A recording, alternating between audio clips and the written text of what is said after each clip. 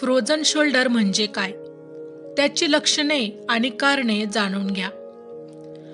जर एखाद्या व्यक्तीच्या खांद्यांमध्ये त्या व्यक्तीला तीव्र वेदना आणि कडकपणा जाणवत असेल, तर या समस्येला फ्रोझन शोल्डर असे म्हणतात.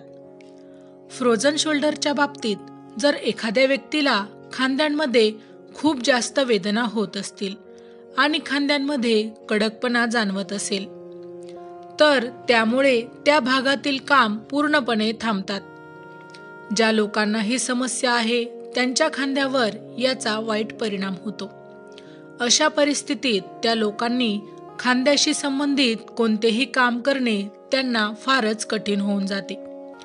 जसे की ब्रश करणे, केस विंचरणे, गाडी चालवणे अशा बऱ्याच गोष्टी. छोटी कामेही त्यांना करता येत नाही. या सर्व गोष्टी करत असताना खांद्यांमध्ये तीव्र वेदना होतात. हात उचलणे देखील अशा लोकांना कठीण होऊन बसते. कधी कधी तर फ्रोझन शोल्डरचा त्रास इतका गंभीर असू शकतो की बाधित व्यक्ती पूर्णपणे काम देखील करू शकत नाही. आपली कामे करण्यासाठी त्या व्यक्तीला इतरांची मदत देखील घ्यावी लागते. आता जाणून घेऊया फ्रोझन शोल्डरची समस्या का होते.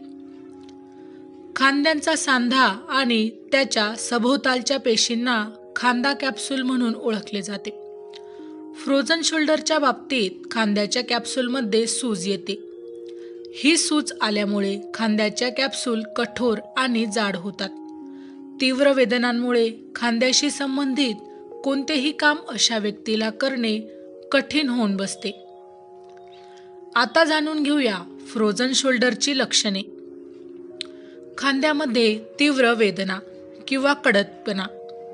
या वेदना रात्री जास्त जाणवतात. यामुळे व्यक्तीला वारंवार जाग येते, झोप लागत नाही.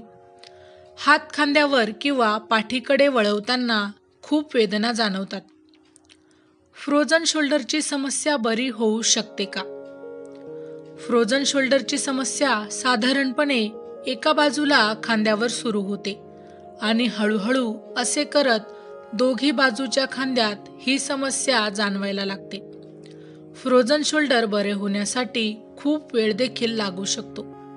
फ्रोझन शोल्डरच्या समस्येवर तीव्रतेनुसार उपचार केले जातात.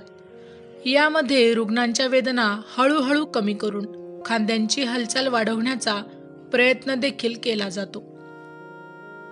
फ्रोझन शोल्डरची समस्या कमी होण्यासाठी 2 ते 3 वर्षांचा कालावधी देखील लागू शकतो. माहिती आवडली असेल तर अवश्य शेअर करा. अशाच प्रकारची नवनवीन आरोग्यविषयक माहिती मिळवण्यासाठी आमच्या लाईफ एव्हिएशन या यूट्यूब चॅनलला अवश्य सबस्क्राईब करा.